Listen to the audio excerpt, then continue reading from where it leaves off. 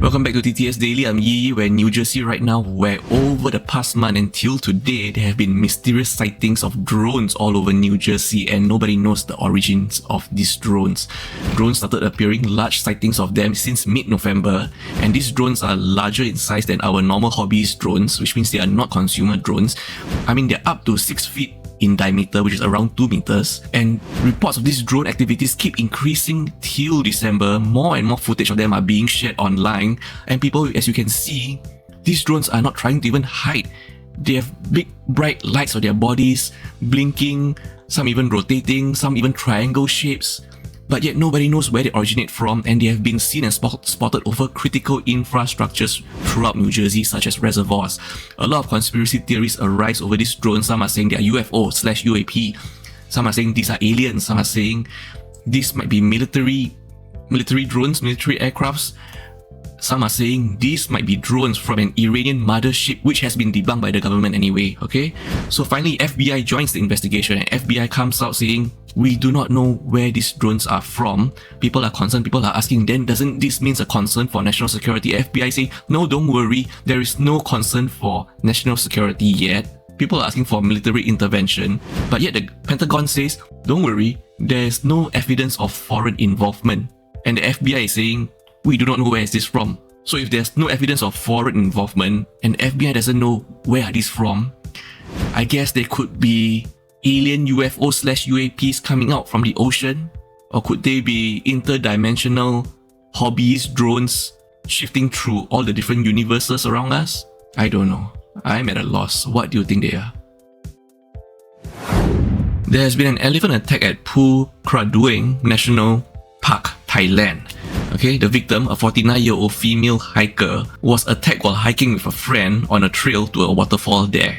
The attack happened in the morning at 9:47 a.m. Wild elephant attacked her twice. It has been known that the attack happened near an area where wild elephants look for food around there, and there were warning signs there telling visitors to stay out of this area, so maybe the victim might have ventured too far into this area. The park announced the closure of all trails where elephants have been spotted, and additional rangers have been deployed. Over 700 visitors are instructed to leave the mountain, and the Department of National Parks are coordinating with the Wildlife Research Center to look into the elephant's condition to understand further why did this elephant attack, how did it happen, and how was it provoked. For historical context, Thailand itself has seen significant human-elephant conflict with over 150 deaths and 133 injuries by elephants in the past 6 years, alongside 92 elephant deaths. We're back at Singapore right now, where there was a fire at Block 90 Redhill close on December 12. Before 7:25 p.m, the witness on the third floor hears his downstairs neighbour threatening to burn down his flat during an argument with his spouse that lasted from the afternoon until 7 or 8 p.m. At 7:25 p.m, fire breaks out in the living room of a second floor unit at Block 90 Redhill Close. The SCDF is alerted to the fire and they arrive promptly. Around 30 people from levels 2 to 4 were evacuated by the SPF and SCDF as a precaution. The witness and his family on the third floor could even feel the heat of the fire on their house, and their house, the apartment, the walls were covered in soot thanks to the fire and smoke from the second floor unit that was burning below them. After the fire was extinguished, there was a cordon in the area which was eventually lifted at 11 p.m, where the residents of the burned unit could be seen talking to policemen at the ground floor of the block. The man was in an agitated state, even asking the police, "What else do you want to ask? I want to go home." And his wife snapped back at him saying, "What's the point of returning when the flat is gone?"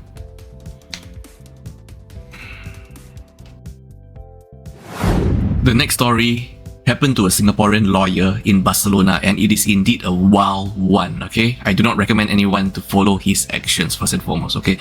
So this Singaporean lawyer was robbed during a 24-hour visit to Barcelona. The robbery occurred as he was leaving the airport in his rental car. He was distracted by one driver about a tyre issue while another told him he couldn't park there, leading to his bag being stolen from the front seat. Even though Daniel Lim was shocked, angered and worried because he lost his bag and he got robbed literally, he still needed his passport and keys for his return flight. Remember, he was only there for 24 hours. So after the robbery, Lim used his Samsung Galaxy Buds to track the thieves to a cafe. And then upon recognizing the thieves at the cafe, they recognized each other. He actually approached them, avoiding confrontation, even with open arms to assure that he meant no harm, and speaking very calmly and very non-aggressive, just trying to reason with them, telling the thieves that he just wants his passport and keys back. He negotiated with the gang, explaining he doesn't want any trouble, but needed his essentials back. One member promised to return the passport, which had been discarded near the airport. So finally, he waited there. He sat there at the cafe with one member, even took a selfie with the member. I don't even know why one member of the group even agreed to take the selfie with him. I mean, isn't that photographic evidence right there? After sitting down there for about 45 minutes, a car picked up the member of the thief and said, no problem. Which after that, Daniel Lim followed the last hint given by the thieves. He went searching for his items near the airport. He couldn't find it. Finally, he visited the airport police. He discovered his bag had been turned in by a taxi driver. Most of his valuables were intact. His passport and keys are there, except for 250 euros and his wallet missing. This is truly a blessing for Daniel Lim to recover his essentials, but please,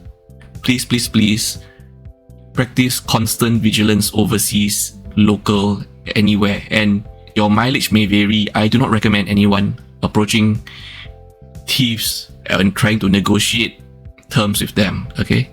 Your negotiation skill levels may differ from dear Daniel Lim.